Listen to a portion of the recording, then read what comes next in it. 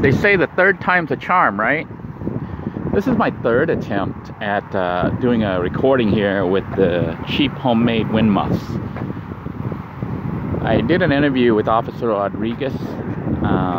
Basically, we went over to Ballard Park where I thought it would be nice and scenic where we could film and do the interview, but I didn't realize that the wind was so strong that it was going to muff out and, you know, make so much noise that it was very hard to hear the interview. I have essentially, at this point, taken some Band-Aids and cut a Band-Aid, the sticky part, and put it over what I think are the microphone holes. Now, this particular phone, I think, has stereo, so I think it has a left and a right channel. And the way you can find the microphone holes is if you look at the edge of the phones on the top and the bottom. We're talking about the edge of it. You're going to see little holes, like one little tiny hole. That little tiny hole is the microphone hole, if I'm not mistaken. Now, I did a test where I covered up the bottom one, and that seemed like it did reduce some of the noise, but then I went back to listen to the video again and noticed that the noise was still there. Yeah. So the noise didn't go away. It was still there, which was kind of disappointing until I took a closer look at the phone and found out there appears to be a little tiny hole at the top of the phone also. So this phone is like a stereo, I think. So if I am correct, if the theory is correct, both of those little tiny holes are microphone holes. So the phone can actually pick up audio from the left and from the right. And because I only had one hole covered up, that resulted in the noise. Anyhow, I'm going to go ahead and try to do the sound test and see if it works. And I might as well talk a little bit about these boats out here. Yeah, isn't that cool? Apparently a lot of people are living off the coast of Florida right here in the river. I think this is the Banana River, if I'm not mistaken, or maybe the Indian. I think this part might be the Indian River. The Banana River, I think, is on the other side. Sorry about that. Looks like we lost focus, but we're back. And, you know, a lot of people dream of, like, one day getting in a boat and sailing away. I sometimes dream of that, although I'm a little weary of being seasick. I don't know if I can handle that. But I'm not quite sure what the legalities are of being in a boat and just docking off the coast of Florida like these people are doing right now. They're just docked right off the coast of Melbourne, you know, at O'Galley right here. I don't think there's any law against that. So if there isn't, this is like a potential, you know, for those of you who are thinking of moving out of the sticks and bricks and just living freely, I guess. In addition to driving a van, this might actually be a little bit better in some ways. I think if you're living on a sailboat, people don't consider you homeless. But if you're living in a van, people do consider you homeless, which to me is kind of weird. You know, like if you've seen Little Blue 2, you know, she's got everything. She's got a bedroom, a kitchen, bathroom, and what else? Even an entertainment room with a TV and a computer access. And basically everything you'd have in a house, I have in the van almost. You know, the only thing I think I'm really missing in there is a shower, but even that could be rigged up if I really wanted one. But I am out here to try to get the wind to hit the microphone from the left and the right, which is why you'll see me moving around and spinning around out here. I'm essentially testing the sound quality to see if, like right now where I'm walking, the wind is hitting me pretty strong. I don't know if you can see the leaves back there. I'm trying to zoom in here. If you can see the palm leaves are blowing really strongly because it is pretty windy. I'm letting the wind hit the slots, the hole slots where the microphone holes are on purpose, because I'd like to see how well the sound quality does, if we're going to be able to hear or if we're not going to be able to hear. And if this works, I'll leave the Band-Aids there. Excuse me, sorry about that. Yeah, a little crow, isn't that cool? Hello, little bird.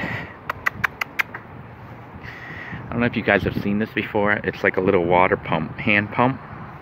They have it over the river, and it actually has a pipe that goes into the river itself. And when you pull on the lever, it pumps water up. Isn't that cool? I guess this is how you'd pump water up from a well. that they have it out here like this so you can get river water and use it to wash your fish after you gut it and stuff like that. You see the fish scales, people clean their fish out here before they take them home. So that's pretty neat. But yeah, getting a boat is like a dream for a lot of people, I guess. Of course, sailing a boat, you'd have a lot more skills that you'd have to learn, you know, how to sail, also deal with weather, especially like in Florida where we have hurricanes and stuff. But that's the one thing that would worry me about being in a boat, you know, in a river or something, or even in the ocean, is what you do when there's a big storm. I mean, it can be very dangerous. We've had little boats wash up on the shore here, possibly one of the boats that were sitting out here, you know, when the storm hit. But there's still people doing it because I guess it's kind of a free life, you know. You just pull into port, and I guess if you're not even at port, if you're just sitting off the coast like this, I don't know if there's any laws against that. I think they're allowed to just sit out here for free. I don't even know how loud they can stay. I mean, how long they can stay here. There might not even be a time limit. So if any of you are avid boaters or sailors and you know the rules, what the maritime rules are for being in a boat and parking off like an area like this, because this place, they specifically design it for the boats. You know, they have the little pier and docks right here for the boats to come park. Not the big boats, not the ships, but the little tiny, I guess they're called skivvies, or little small boats, like the little tiny one right there.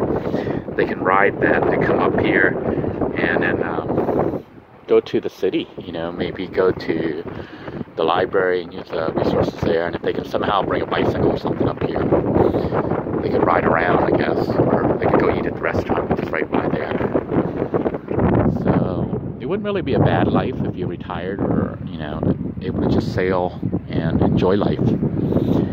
Sometimes I think that's what I might want to do in the future, is to get a sailboat and sail around the whole world. But I'm a little frightened, you know, about being out in the ocean in a little tiny boat like this all by myself. I think being in a van is kind of adventurous, but not as adventurous as those who go off into a boat in the big wide ocean all by themselves. That to me is really, really brave or foolish, one or the other.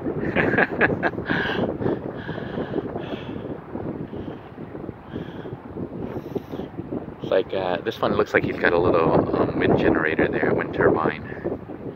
He can make his own electricity. I think on a sailboat, you see some of them have solar panels, but a lot of them have the wind turbine because I think the wind is more consistent. Even on a dark, cloudy day, you usually have wind. So it would make sense to use a wind turbine instead of a solar panel. Although I guess you could have both. But I'm thinking that usually on boats, I often don't see solar panels too much. I usually see wind turbines on them, so there's probably a logical reason for them doing that.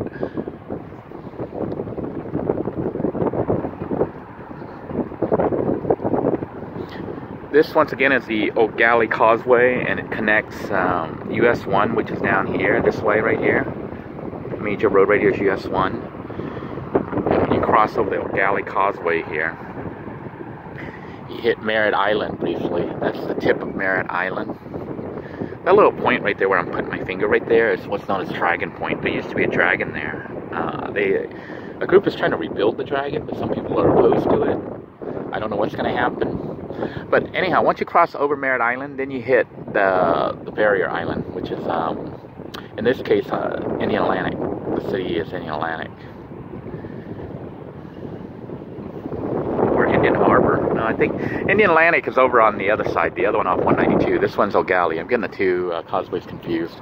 We got 192 Causeway, which is an over causeway, which is not this one, it's one further down. Then you got this one, which is O'Galley Causeway.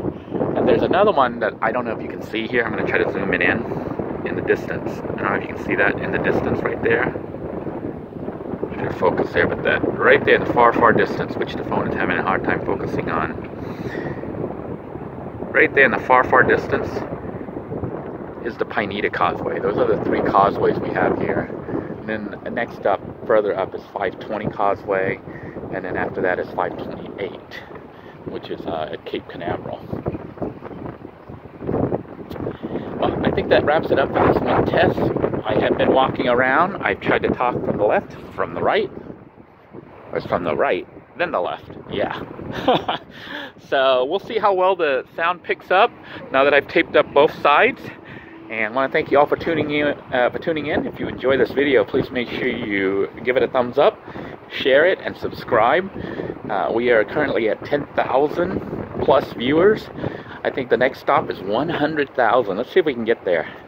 I know it seems like an impossible task, and it may be for a channel like this, but who knows, you know? I thought this channel wouldn't grow beyond 1,000 subs, and here we are at 10,000. I want to thank all of you loyal viewers for tuning in, and for each and every one of you. Thank you again for joining me on my adventure.